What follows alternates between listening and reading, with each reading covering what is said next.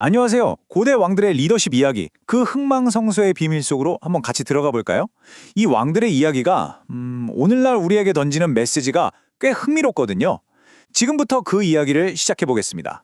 자, 역대하라는 고대 문서를 보면요. 이 질문에 대한 아주 흥미로운, 어쩌면 좀 놀라운 관점이 나와요.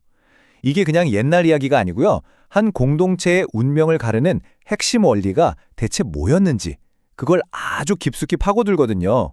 그러니까 이 문서에서는요, 왕들을 평가하는 아주 독특한 기준이 있었어요. 일종의 성적표 같은 건데, 이게 나라의 운명이 왜 그렇게 롤러코스터를 탔는지 그 이유를 푸는 열쇠가 됩니다.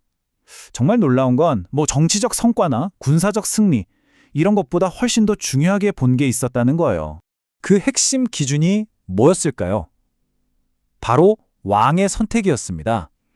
진짜 신기하죠? 왕 한 사람의 선택이 마치 거대한 지렛대처럼 작용해서 나라 전체를 축복 아니면 재앙, 이 극단적인 방향으로 확 기울게 만들었다는 거죠. 그러니까 리더 한 사람의 결정이 정말 어마어마한 파급력을 가졌다는 걸 보여주는 대목이에요.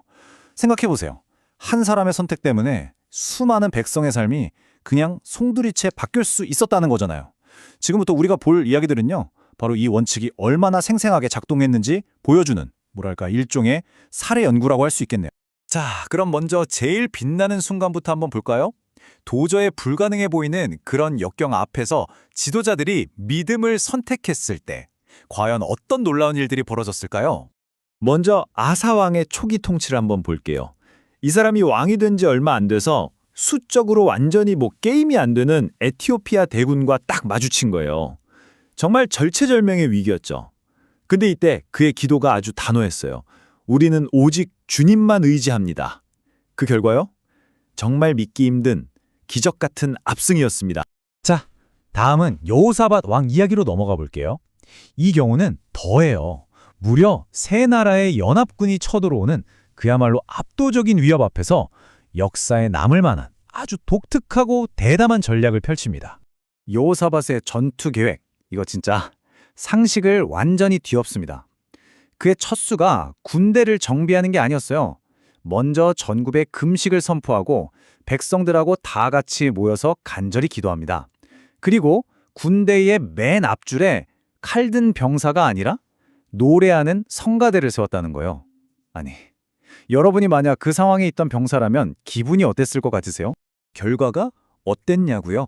놀라지 마세요. 바로 그 찬양이 울려 퍼지기 시작하는 그 순간 적군 진영에 혼란이 일어나서 자기들끼리 싸우다 무너져 버린 겁니다. 와, 믿음이 전략이 되고 노래가 가장 강력한 무기가 된 정말 영화 같은 순간이었죠. 하지만 이야기가 항상 이렇게 해피엔딩이면 좋겠지만 역사는 그렇지 않더라고요. 여기서 아주 중요한 전환점이 나옵니다. 그렇게 위대했던 왕들조차도 어떻게 처음에 마음을 잃고 흔들릴 수 있었는지 그 표류의 위험에 대해 한번 들여다보죠. 다시 아사왕 이야기로 돌아와 볼게요. 그의 말년은 정말이지 시작과는 완전히 다른 사람이 되어버렸어요.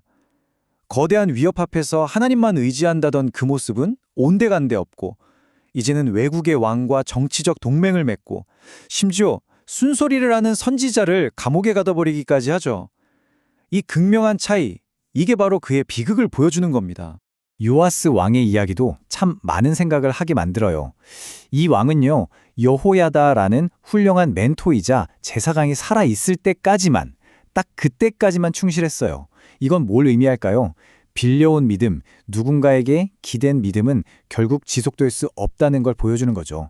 외부의 좋은 영향력이 사라졌을 때 과연 내 믿음은 홀로 설 수 있는 걸까요? 자, 이제 이야기는 더 어두운 곳으로 향합니다. 한 나라가 어떻게 완전히 붕괴되는지 그 과정을 목격하게 될 텐데요.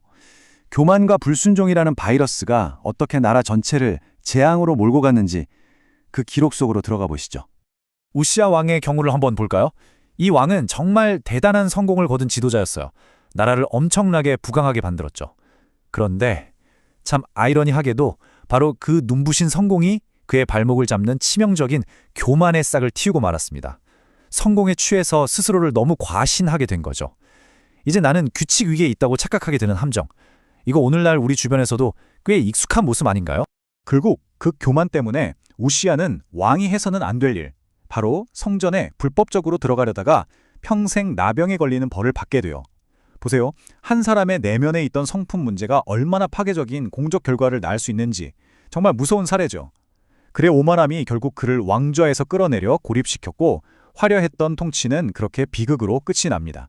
그리고 마침내 최악의 왕 아하스를 만나게 됩니다.